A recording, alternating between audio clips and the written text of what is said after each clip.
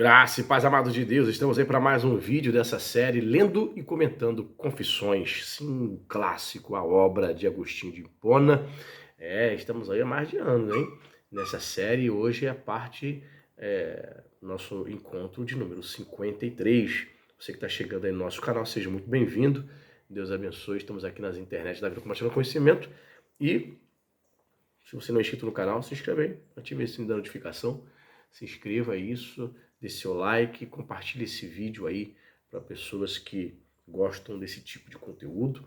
Você assim ajuda a gente a crescer para a glória de Deus, né? O canal vai crescendo, vai desenvolvendo, tá certo? Outra coisa que eu quero pedir a você também é que se você deseja fazer parte do nosso grupo do WhatsApp, nosso grupo VIP do WhatsApp, se torne nosso apoiador. Você pode tornar-se nosso apoiador. O link está aqui fixado nos comentários. Você clica lá no Apoia-se, você vai ver que tem lá na plataforma tem uma meta financeira. A gente está quase chegando lá. Batendo essa meta financeira, vamos começar a sortear livro de teologia para os apoiadores. Mas logo de imediato eu já te coloco já aqui no grupo, porque não é um grupo para debate teológico, mas um grupo para a divulgação aí das promoções, né? Por exemplo, hoje, dia 17 de julho, né, a sua afiliada da Amazon, a gente está colocando várias promoções lá, né? A pessoa tá comprando, tá adquirindo bastante coisa boa. Essa promoção vai do dia 16, né? Começou ontem, 16 vai até dia 21 de julho desse mês de julho do ano 2024. Tá certo? Então, uma das maneiras você está ajudando a gente aí. Vou deixar também um link também aqui, qualquer livro aqui também, você pode entrar aí, e aquilo que você colocar no carrinho, não somente livros não, pessoal, você pode ajudar a gente, ajudar o nosso canal, comprando qualquer coisa através do nosso link, tá bom? Você ajuda financeiramente o canal, a gente manter o canal, comprando obras aí, mensalmente, divulgando, tá certo? E nós estamos aqui, né? Estamos aí praticamente na metade dessa obra, Confissões, né? Como eu falei para você, a aula, hoje é o nosso encontro vídeo de número 53, estamos na metade aí. Você que está desde o início, você vem acompanhando aí o desenvolvimento, né?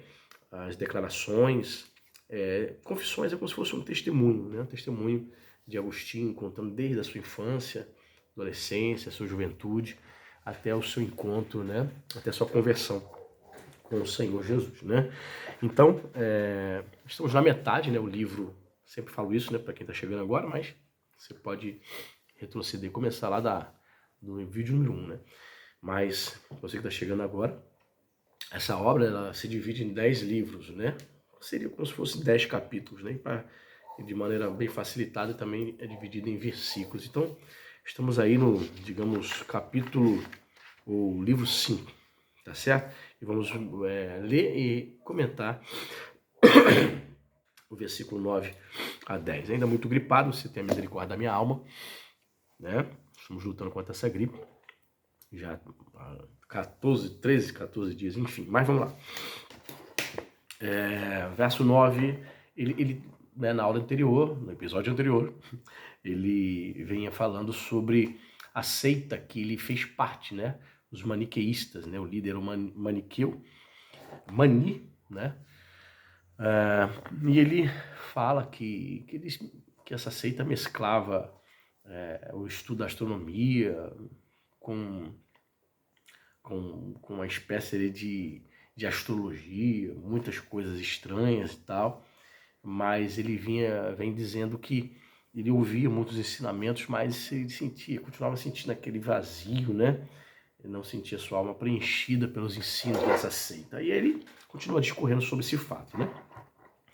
Aí diz assim, quando eu ouço algum irmão cristão que desconhece esse assunto e tem ideias erradas sobre eles, pacientemente posso aceitar suas opiniões. Né? Ele aqui falando, né? Já como crente, quando eu ouço alguém falar sobre os maniqueus, eu até aceito e ouço com paciência, né? Por desconhecer os falsos ensinos de Mani, né? Não vejo como a ignorância sobre a posição, a natureza da criação física possa prejudicá-lo, desde que ele não acredite que alguma coisa seja indigna de ti, ó Senhor, Criador de tudo. Ou seja, é porque os maniqueus, eles traziam alguns ensinos relacionados à astronomia que eram válidos, esse que ele está falando. né? Mas eles misturavam falsos ensinos com cultura, com conhecimento legítimo, né? E ele fala assim, então se um cristão acreditar em determinadas coisas que eles dizem, mas que não prejudica a fé, eu até tolero, ele diz aqui. Mas olha o que ele diz mais, mas ele, esse suposto cristão, será prejudicado se acreditar que se trata de alguma forma da doutrina da piedade e mesmo assim insistir em afirmar teimosamente coisas que ele não conhece. Ou seja, em relação a alguns ensinos que eles traziam, se eles começam a afirmar, se esse cristão se sente atraído, começa a afirmar, sim, isso aqui tem a ver, isso aqui é de Deus, é um ensino para a fé, ele diz, então esse cara está de maneira teimosa se afastando da verdade. Todavia, na infância da fé, até mesmo esse tipo de fraqueza é tolerado por nossa caridade materna, até que todos os recém-nascidos, está falando aqui de maneira metafórica, né? Cheguemos à maturidade atingindo a medida da plenitude de Cristo, de modo que não sejamos mais como crianças, jogados para cá e para lá por todo vento de doutrina. Efésios 4, versos 13 e 14. Mas no caso de Mani, que estando nessa situação, presumia ser professor, fonte, guia, líder de todos os que ele conseguisse persuadir, de modo que quem o seguisse julgasse não estar seguindo meramente um ser humano, mas ter o Espírito Santo. Quem não consideraria isso uma grande loucura, que depois de condenada por ter propagado alguma fraude, devia ser detestada e completamente rejeitada?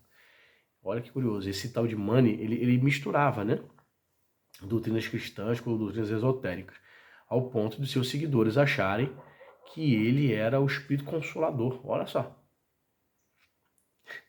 Ou seja, muitos dos seus seguidores, diz aqui Agostinho, declaravam estarem a seguir não um mero ser humano, mas um cara iluminado, um consolador, o próprio Espírito de Deus. Caramba. Pois é, pessoal. Estava vendo recentemente aí na internet aquele Henri Cristo, você deve conhecer, aquele senhor que se declara Jesus, que anda vestido como se fosse Jesus, com uma coroa de espinho. E ele tem várias discípulas, ele não tem discípulos, só discípulos que ficam do lado dele. E aí essas discípulas resolveram postar na internet umas canções, se você procurar, você deve achar aí, como se fosse paródias, né? Pegaram canções conhecidas de Justin Bieber e começaram a fazer canções de exaltação a esse cara que se declara Cristo, o Henrique Cristo. Cara, bizarro, surreal, surreal. Ela dizendo que procuraram a solução, mas encontraram a felicidade nele. Muito estranho, cara. Enfim, tem gente realmente muito cega, além da conta, espiritualmente falando, ao ponto de achar que o cara é divino, porque o Henrique se declara o próprio Jesus, né? O cara se declarar o Filho de Deus, o Mani se declarar o Espírito Santo, sempre teve, cara. Parece surreal, mas é verdade. Aí o Agostinho diz o seguinte: mas eu ainda não havia concluído se as afirmações dele poderiam explicar coerentemente as vicissitudes de dias mais longos e dias mais curtos, do dia e da noite em si, com os eclipses das luzes maiores e todas as outras coisas dessa espécie. De modo que, se elas de alguma forma pudessem explicar tudo isso, ainda me sobraria uma dúvida sobre a verdade do caso. Mas talvez devido à sua fama de santidade, eu pudesse apoiar minha crença em sua autoridade. Está falando aqui que ele tinha fama de ser um cara muito santo. E Agostinho, tateando, né? Antes de conhecer o Senhor, ele fez parte dessa seita.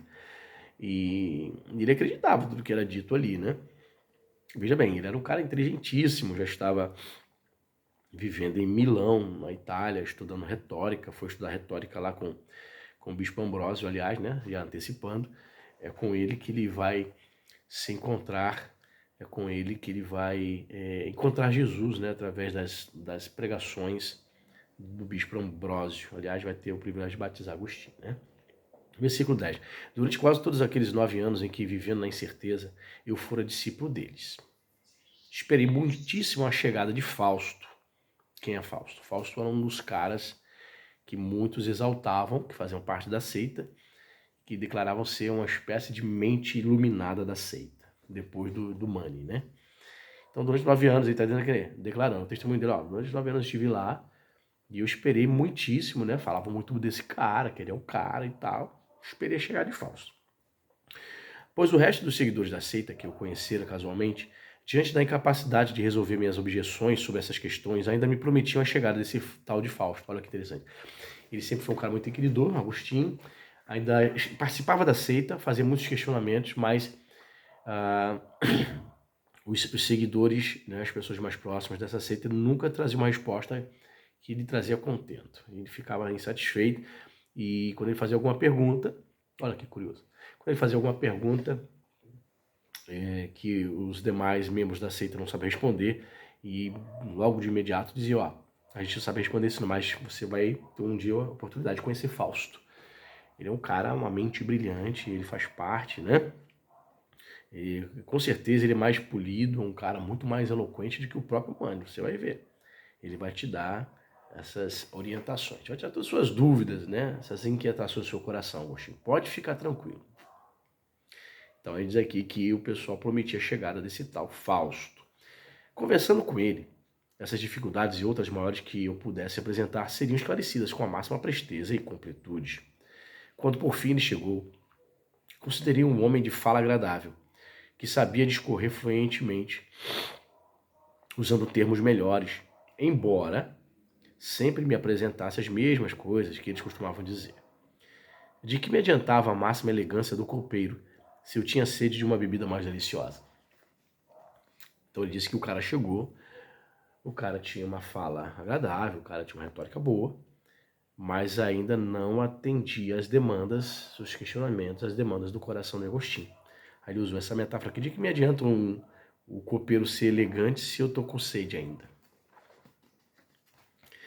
Meus ouvidos, olha o que diz Agostinho, já estavam cheios de coisas como aquelas que não me pareciam melhores só por serem apresentadas com palavras mais bonitas, nem mais verdadeiras só por serem eloquentes, nem mais sábias só porque o rosto do interlocutor era mais atrativo e a linguagem mais bela. Mas aqueles que o prometeram a mim não eram bons julgadores. Aos olhos deles, Fausto era compreensivo e sábio, devido apenas às suas agradáveis palavras. Eu, porém, sentia que pessoas de outro tipo desconfiavam até mesmo da verdade e se recusavam a concordar com ela se ela fosse apresentada num discurso suave e fluente. Mas tu, ó meu Deus, já me tinhas instruído por meios maravilhosos e secretos, e por isso acredito que tu me ensinaste, porque é a verdade. E não existe além de ti nenhum outro professor da verdade, não importando onde e quando ela possa brilhar sobre nós. E aí, claro, né, a gente tem que entender a crença de Agostinho, ele cria no monergismo, né, na eleição, ele entendia que foi uma pessoa escolhida por Deus, predestinada para a salvação. Então ele deixa aqui transparecer que Deus já o instruía, Deus já mostrava que ele estava no lugar errado, que ele estava naquela seita, por isso que aquela seita, com seus ensinamentos e até mesmo os seus mais eloquentes propagadores, não estavam trazendo nenhum tipo de satisfação para a alma dele. Então ele fala que tu já me ensinavas por meios maravilhosos e secretos. Ou seja, mesmo eu não tendo tido encontro com o Senhor já estava me atraindo. Por quê? Porque ele cria nessa predestinação, nessa eleição de que era um escolhido por Deus. Enfim, era um monergista, né? De ti, portanto, eu tinha agora aprendido que nada devia parecer expressar a verdade só por causa da eloquência, nem, portanto, parecer expressar falsidade só por causa da elocução inarmônica.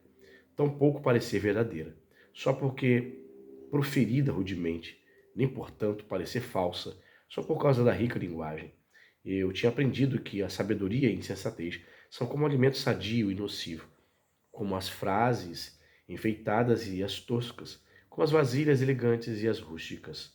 Os dois tipos de alimento podem ser servidos nos dois tipos de prato. Então, ele chega a seguinte conclusão. Cara, o fato do cara estar trazendo de maneira eloquente, com palavras agradáveis ali, com palavras bonitas, né? Ele diz aqui, eram as mesmas coisas, as mesmas ladainhas, eram os mesmos falsos ensinamentos. Então isso não quer dizer nada. Então ele falou que muitas vezes a verdade pode ser trazida de maneira rústica, simples, objetiva, direta, e a falsidade com palavras lisonjeiras. E isso é verdade, cara. Você vê esse falso profeta Ed Renekiewicz, esse falso mestre. O cara tem uma fala mansa e ele engana com muita facilidade.